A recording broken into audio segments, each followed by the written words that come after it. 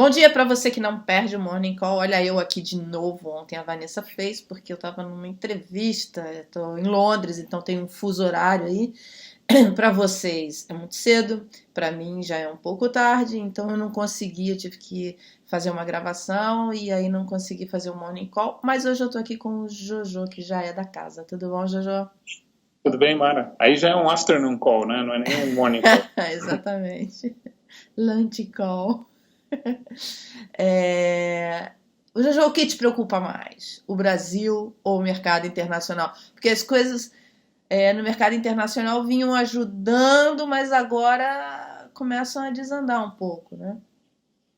Não, eu acho que assim, não dá para a gente dissociar a nossa sorte desses dois cenários, né? Enquanto aqui no Brasil a gente segue com o nosso trancos e barrancos, né, tentando empurrar a reforma da Previdência e ver se o governo chega em algum tipo de formato que permita esse arranjo político para desatar isso. Lá fora o cenário, ele é um cenário que parece ser benigno ainda, mas ele tem uma série de pontos de alerta e o mês de maio está estressando alguns desses pontos, né? E aí você tem efeitos quer dizer, pontos de curto prazo e pontos de médio e longo prazo, né? No médio e longo prazo a preocupação é sempre crescimento, né? Estamos crescendo ou não estamos crescendo e a oscilação do entendimento do mercado em relação a isso acho que dá a nota principal. E no curto prazo você tem os nossos detalhes e o detalhe principal tem sido a dança, o nosso tango lá animado entre Estados Unidos e China.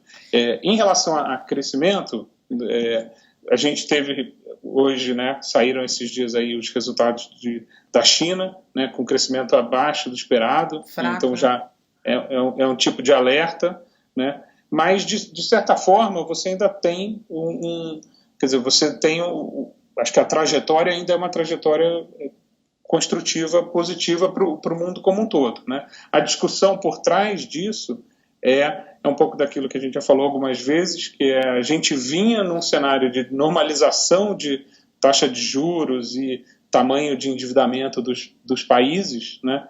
Pós toda a recuperação da crise. E aí no ano passado, no final do ano passado, de repente a gente teve uma parada, quer dizer, a gente parou de normalizar e voltou a crescer endividamento e juros voltaram a cair, né? Então, você está num período interessante que é o seguinte, você tem crescimento, você tem recuperação, nos Estados Unidos você tem corte de impostos, né?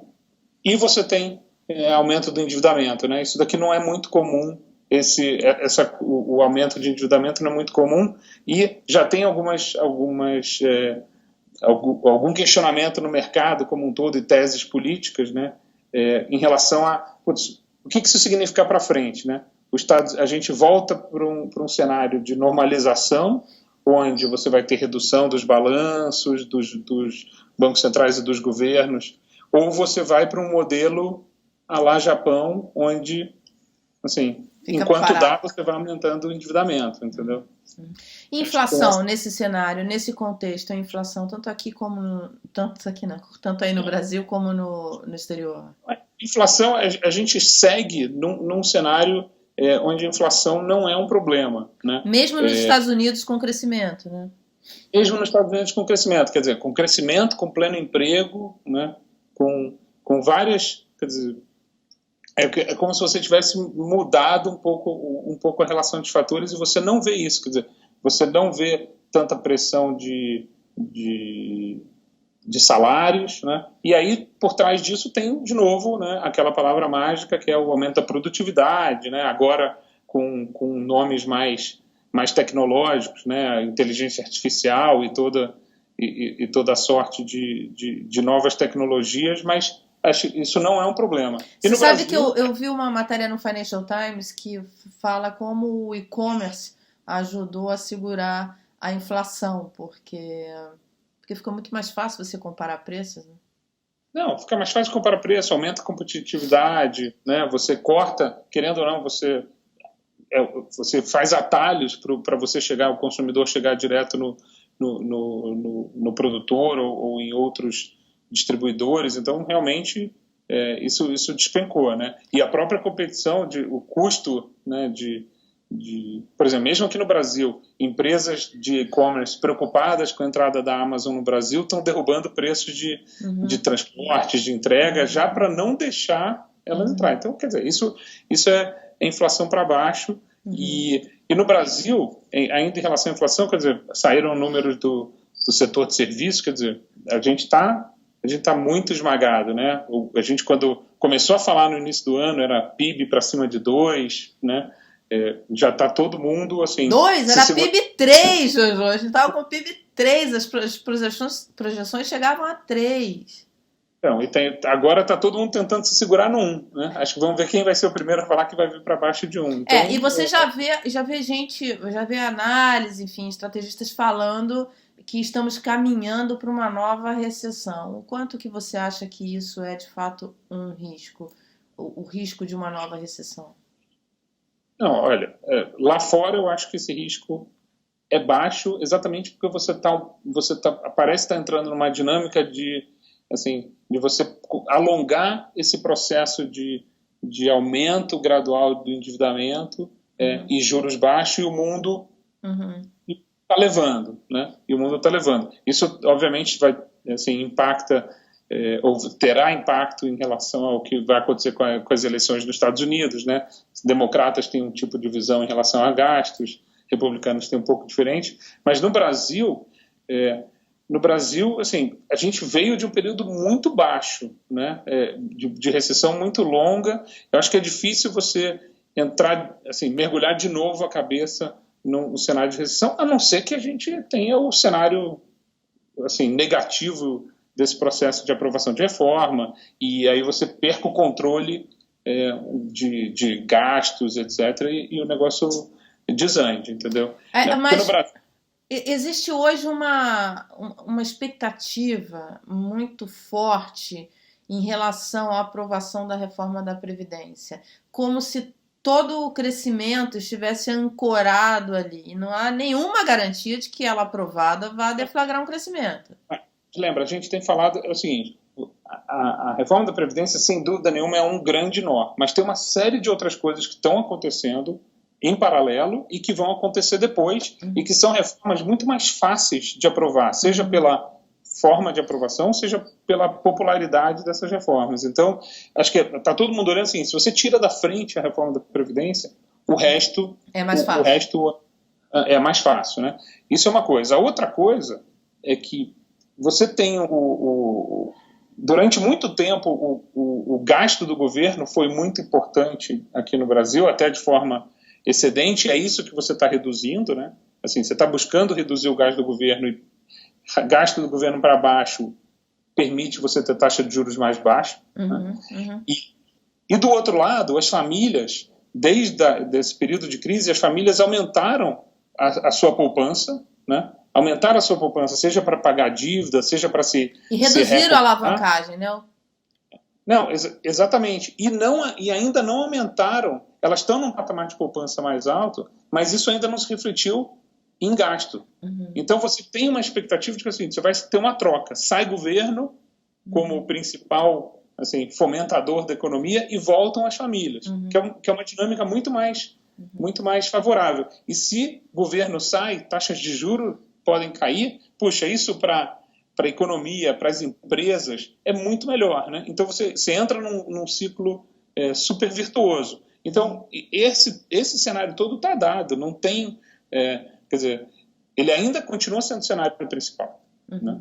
E ele vai acontecer se sair uma reforma da Previdência mágica de 1,3 tri, ou ele vai sair se acontecer uma reforma da Previdência de 600 bi. Entendeu? Que é o que é mais provável, 600, 700, né? O mercado, eu confesso que eu já tenho escutado mais gente falando entre 700 e 800, e aí tem toda a metodologia científica para falar quantos deputados são totalmente contra, quantos são totalmente a favor, quantos... E aí, né, toda ela fatiada, o que você abre mão, o que você não abre mão, mas Então, assim, eu acho esse ainda é o cenário central. Né? Quer Agora, dizer, por isso esse andamento na comissão especial deve dar o tom dos governos, dos mercados, enfim, essa capacidade do presidente de se articular, enfim, essa conversa de presidente da Câmara e presidente Bolsonaro. Vamos dizer assim, até o último capítulo, até o penúltimo capítulo, tinha sido uma situação seguinte, o que a gente viu na última semana era o governo dando sinais que começou a entender melhor, né, na sua terceira tentativa o governo falou que não ia conversar com ninguém, depois falou que ia conversar com as bancadas temáticas, depois falou que ia conversar com o baixo clero direto, aí agora finalmente parece que ele entendeu o caminho das pedras, né? Então, abriu mão aqui, cedeu ali, Ministério das Cidades, então parece que o governo está falando o seguinte, olha, venham, se vocês estão com medo de que eu vou ser o único beneficiado com essa aprovação, venham então para o palco que tem espaço para mais gente levantar o troféu comigo. Jojo, eu fiz uma entrevista com o Washington Oliveto, eu e a Luciana Gurgel aqui do My News London,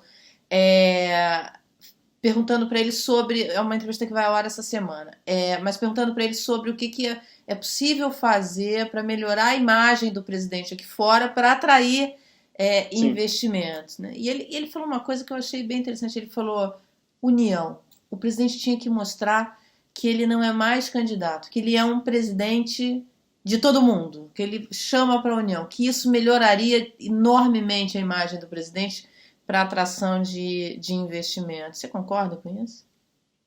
Eu concordo o seguinte, eu concordo com a primeira parte, mas a conclusão acho que ela é consequência do que aconteceria.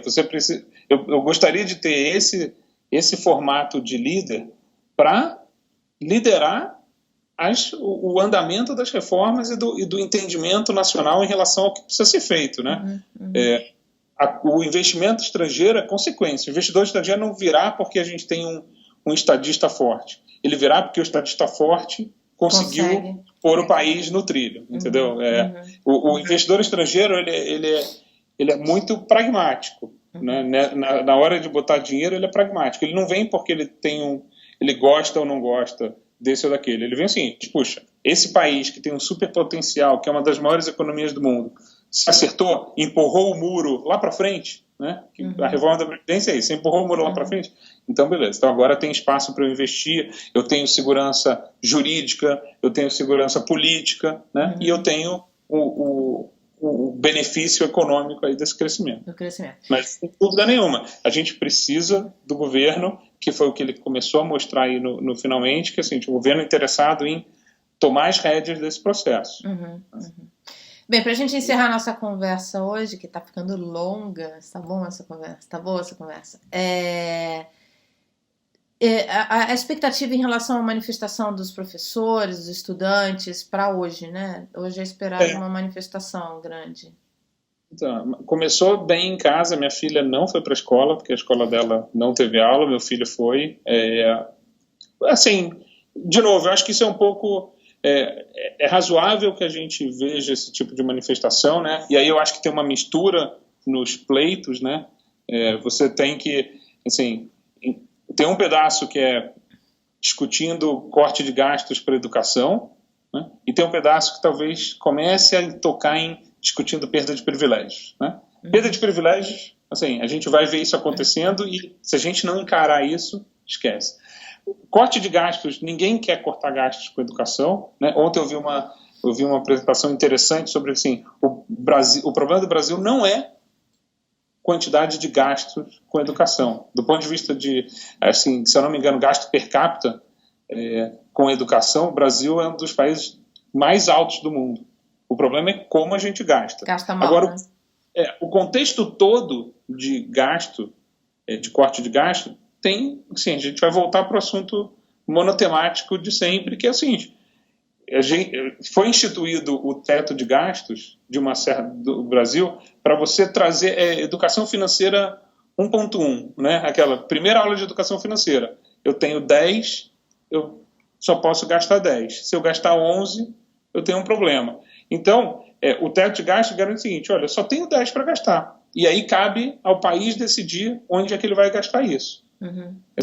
Se eu quero gastar mais com educação, e é nobre gastar com educação, e é a forma correta de crescer um país, ótimo. Então vamos gastar menos em outro lugar. Né? A gente gasta hoje 50% do PIB com funcionalismo público e previdência. Mas você acha que esse movimento ele pode crescer, ele vai ter um impacto? Os mercados estão olhando esse movimento, não? Como foi no passado, em 2013? Eu acho que sim, tudo pode, né? Mas eu diria o seguinte: hoje o mercado está olhando onde é que tem paralisação para fugir do trânsito. E, assim, né? É óbvio assim, isso daqui pode crescer e tomar proporções. Assim, o que me chamou a atenção é o seguinte: já tem uma série de reitores de universidades estaduais se mostrando a favor do movimento, das paralisações, mas, de novo, puxa, eu acho que assim, a melhor forma de fazer esse movimento vamos empurrar para onde precisa ser a tomada da decisão, que vamos aprovar a Previdência, vamos liberar espaço para você ter dinheiro para gastar com as coisas boas, entendeu? Não adianta a gente ficar cada um defendendo a ponta do seu cobertor. As coisas boas, não, as coisas importantes. Educação é a coisa mais importante. Sem dúvida nenhuma. Eu não tenho dúvida. Mas, de novo, é assim, acho que a discussão não é vamos gastar menos com educação, entendeu? A discussão é a seguinte: vamos gastar mais com educação. Mas gastar mais com educação não é, então dá um cheque. Sem fundo, né?